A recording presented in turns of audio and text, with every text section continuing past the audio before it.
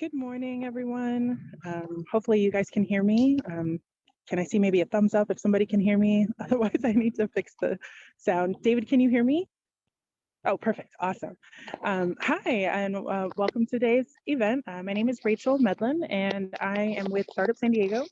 I am a EIR, so this year that's an Entrepreneur in Residence. It's a program that we have here with Startup San Diego, and I am a part of the community team. So part of what I do is I help connect entrepreneurs to the Startup San Diego ecosystem and try to get them connected with other partners that can help them potentially grow their business or grow their endeavor. We would love to be able to reach out and speak to anybody that would like to, and would love to see you guys come and participate in some of our events. Again, I'm from Startup San Diego, and I would like to hand it off to David Warner. Thank you so much for having me. Thank you so much, Rachel. And we're super proud to be involved with Startup San Diego, especially during their Startup San Diego big month that they've got going on. And they've had great events this month that we've been a part of. So if anybody that's on here that has not attended, I highly recommend that you are able to go to the gala that's coming up and a lot of the other educational tracks that they have set up for the rest of the month. Thank you very much, Rachel, for being involved and letting us sponsor here with you guys. We're very proud of it. Thank you. And I'll put my email in the chat. So if anybody has questions and they about Startup San Diego, they can definitely give me a jingle and I'll try to help as best I can. Have a great day. Perfect. Thank you, Rachel. Well, hi, everybody. So today we're going to be talking about how to get in front of a VC. And, we are looking to have this to be a little bit of an interactive process. So if you have any questions while we're going through this kind of seminar, please feel free to drop them in the Q&A in the chat, in the Q&A button, and we will sit there and go through it. If we're not able to get through the questions during the session itself, then I'll allow a Q&A period afterwards to make sure that if anybody's got any further questions on it. So just to kind of get started, I'll introduce myself a little bit. And one second. So my name is David Warner. I am the founder of GrowthPath Partners. GrowthPath Partners is an early stage, high growth, tech and tech-enabled advisory firm focused on helping companies with fundraising and mergers and acquisitions. So myself, I've got a background with, ex-CPA, ex-public companies, private equity companies, venture capital companies, and really have a long experience of working with, high growth, early stage companies. And I really have a passion for it. And that's really why we started GrowthPath Partners. So to kind of jump in, one of the areas that I think, and this is going to sound a little, I'm kind of starting from the bottom up here, but a lot of companies go through a process in raising capital. And I feel like what you have in front of me, what you have in front is what a lot of companies see is you start off with friends and family, just trying to get it started. Then you're trying to move towards kind of like an MVP. A lot of times you'll use angel investors to get there. And then a lot of times to either polish up the company or to really get it moving to market and a go-to-market strategy and really blow it out of the water, then you end up engaging venture capitalists. And I think one of the things that's always important to understand is, some of these investment tiers, they change a little bit, but I think one of the things that does not change is what's on the very bottom.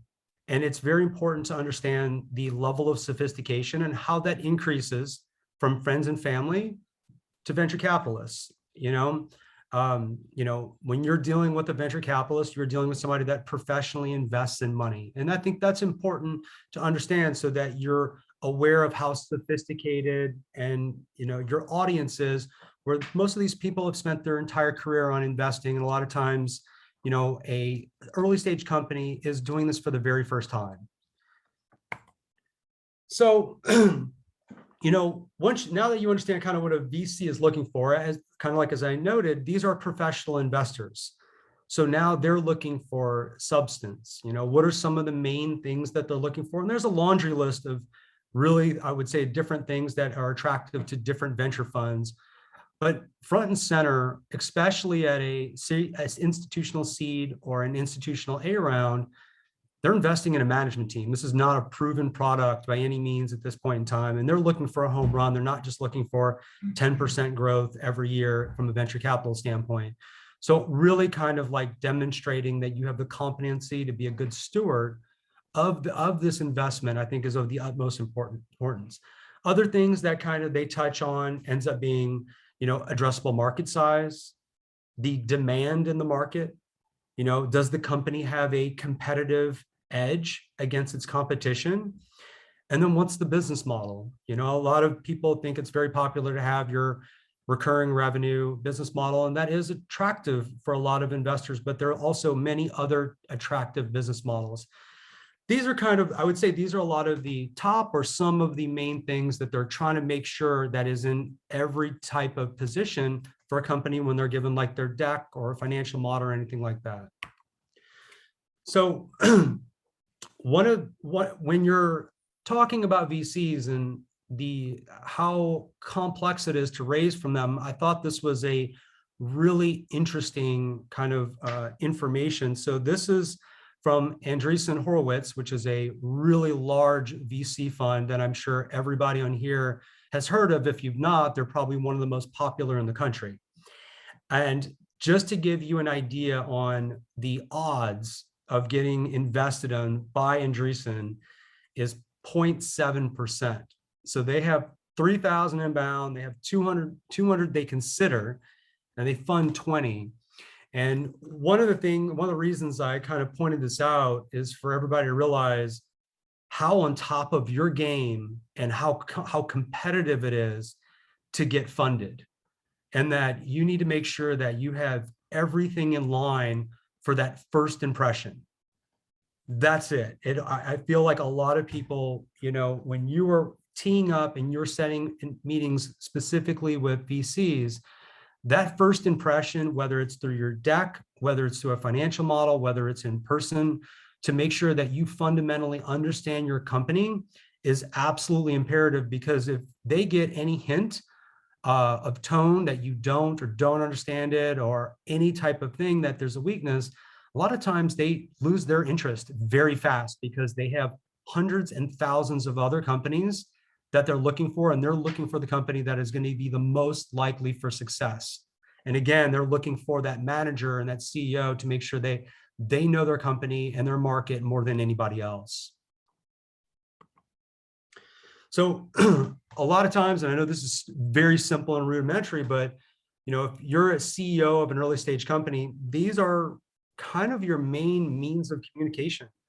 So I would say a lot of times your pitch deck is almost like a business card, and it really gets you kind of, your second meeting or your first meeting, depending on whether you're getting introduced to investors or whether you're submitting your pitch deck around.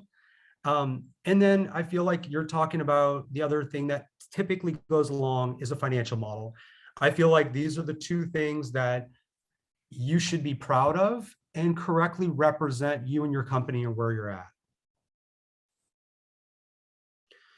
So what makes a good pitch deck? So I feel like, we look at a lot of pitch decks on a daily basis, and, there is a sequence and a process and a methodology for decks, and it modifies a little bit from company to company, but I feel like there's definitely a rhythm that institutional investors, people that see decks a lot, they're looking for. They're looking for a lot of very easy to understand, digestible information. They're looking for a clear narrative that tells a story on the company, who we're talking to, what's the problem, solution, what do you know about the company, and really building to what is the traction, what's the opportunity, and make sure that there is a clear call to action. One of the things I try to make sure for our clients that we're distinguishing is between a sales deck of a product and an investor deck. That's something that a lot of times when we see decks, it looks more like a product and sales deck than it would be speaking to an investor. So I think making sure that the deck is set up to the appropriate audience matters a lot. So if you're looking at a deck and the things that I've outlined here on the left, if they're not in a pitch deck, you're not really probably, building the deck to the level of comfort that a institutional investor maybe would want to see. Size of the market is really big, understanding the business, the revenue model, the demand, who's your competitors, what's the growth strategy, how much money more do we have to spend to get this to an MVP or to a commercialized state? How are you going to spend the money? These are instrumental questions that VCs want to know. And the more excitement that's built through the deck on those topics is what makes them want to continue the conversation. I also kind of put the top line is that, this is a story. People want to hear a story. They want to get behind a story and really understand what's exciting, and making sure that you build a clear and exciting narrative in your deck, and it's not choppy or low juxtaposed. I think these are really important areas to make sure that somebody can clearly understand what you're communicating. It's a lot of times that when we look at other companies' decks is that it makes sense to the person that wrote it. And then when you have other people look at it, it doesn't really convey the same information that was in their head when they read it, because they're very close to it. So I think it's important to get other people to read it to make sure that it's conveying the correct information, the information that you want your company conveyed into. So, one of the, I would say, obviously the other, kind of card that comes along in this process is a financial model. And I feel like specifically when you're talking to institutional investors, I feel like, your pitch deck is the card you get to try to get a second meeting. But as you continue that conversation, the pitch deck doesn't really show in detail how you're going to spend the money, what is your business model on going to market, what's your strategy and how much money you're going to spend on product development, how are you acquiring your customers, how are you keeping your edge, and how are you going to be a good steward of this investment that they're going to give you. These are all finance guys, and they are very comfortable looking at these financial models. And one of the things that I would always say is that most people would sit there and say, like, well, we have a model that it goes to $1 billion and it's nonsensical anyway. I would say the summary tab is actually the least relevant tab. So whether you're going to do 1 million or 5 billion, and whether those numbers are going to change, because everybody knows they're estimates. The assumptions are estimates. We could hit or not hit. A lot of times what these investors are looking for is that what you've thought through on how to get your clients, how to get your customers. What is your go-to-market strategy? How are you going to spend this money? Do you already have this designed out? Am I comfortable with what you've presented to give you a few $1 million? Knowing that your pro forma from a financial standpoint may not hit the moonshot that you're presenting, which is okay. If you've got a really clean and exciting methodology on how you're going to acquire companies, maybe it's a little slower, but at least we can get comfort around that investment. We typically like 3 financial statements. So your income statement, your balance sheet, and your statement of cash flows. The statement of cash flows shows kind of your burn, your need for the cash.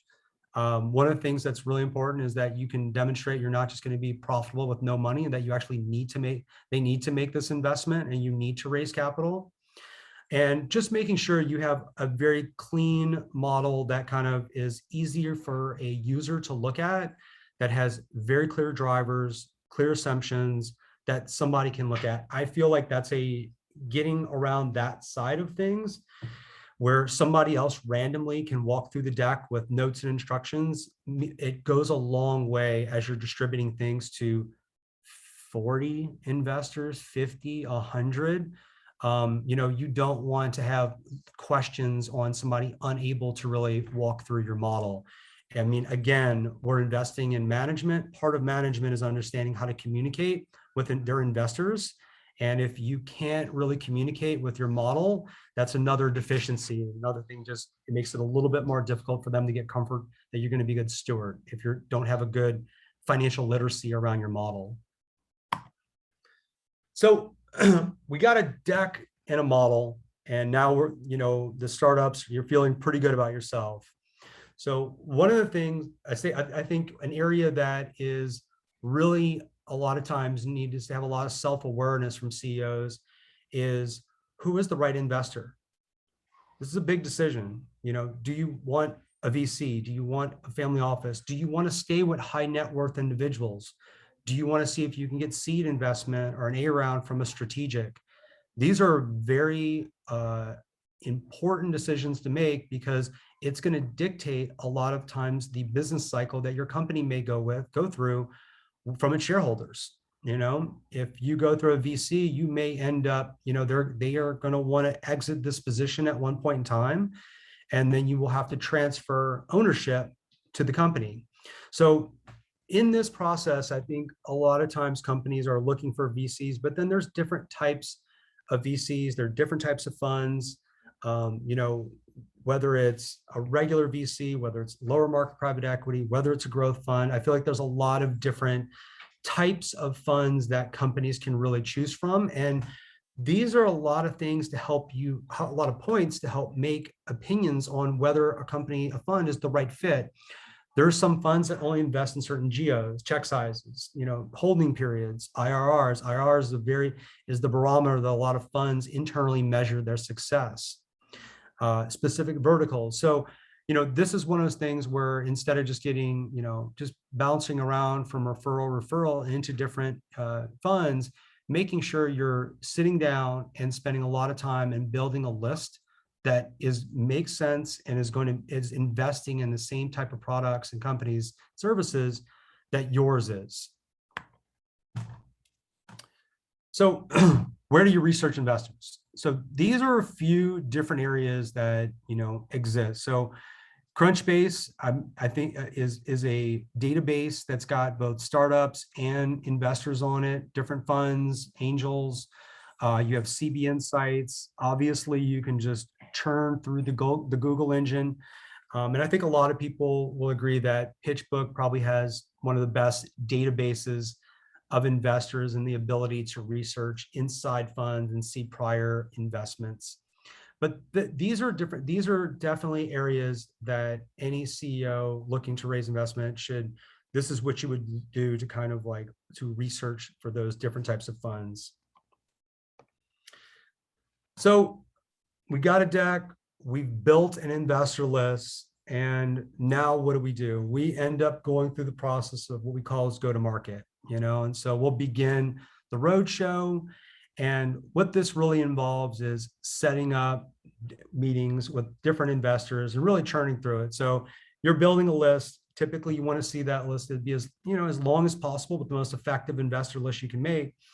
And this is very much a cold calling, cold emailing, you know, identifying what funds you really want to get into, seeing if you have relationships inside those funds, ultimately to be able to, present your deck, and with the want to be able to get an appropriate ability to pitch your company and your opportunity to the audience that you want to see on that list.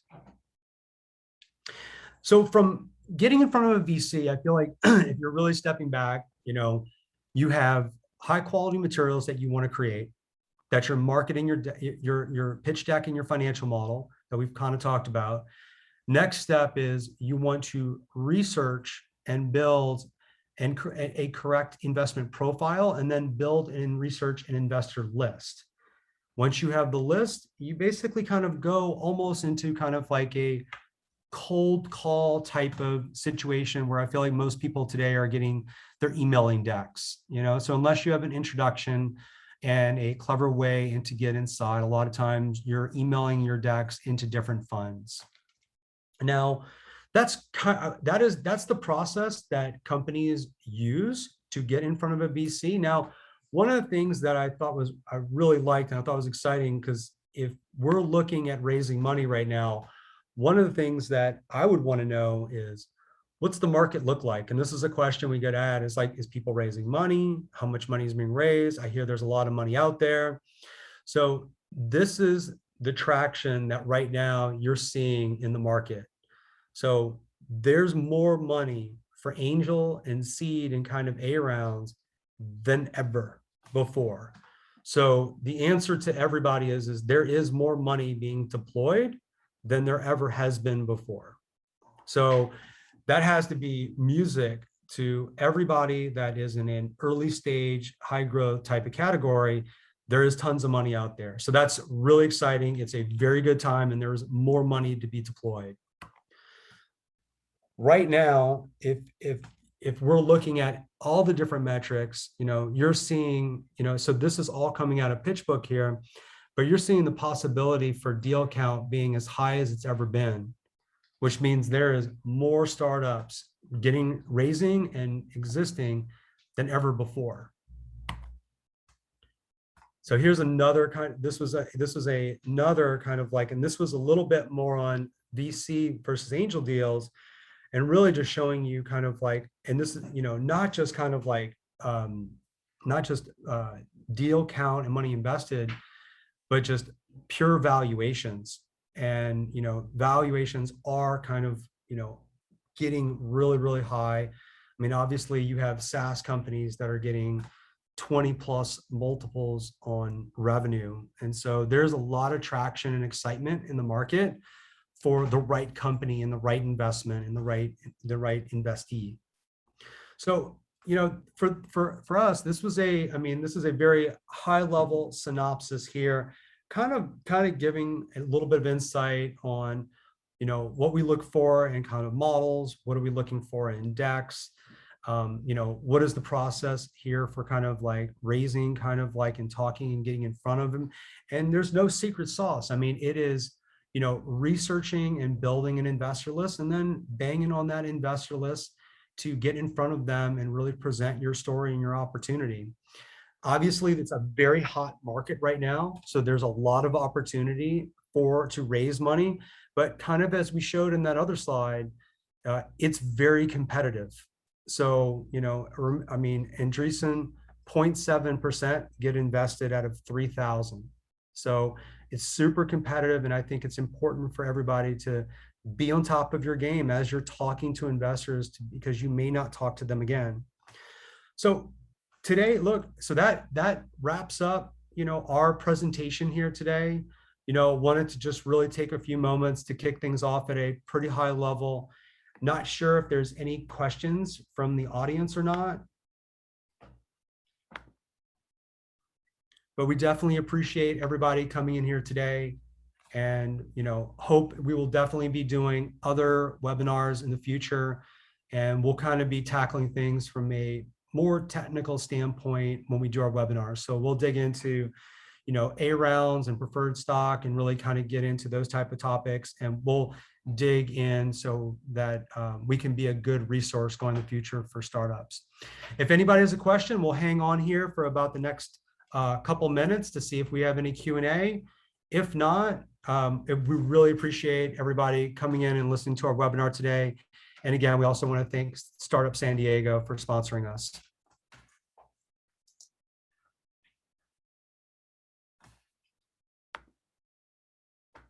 So we got our first question, and one of the questions that came in was, what is the timeline for raising an A round? So I feel like for a boilerplate process, it usually runs from somewhere around 4 to 6 months.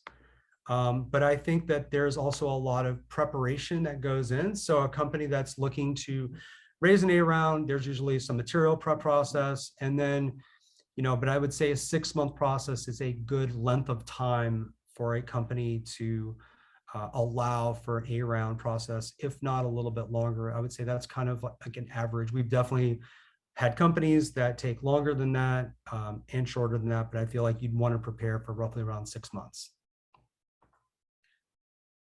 Any other questions today?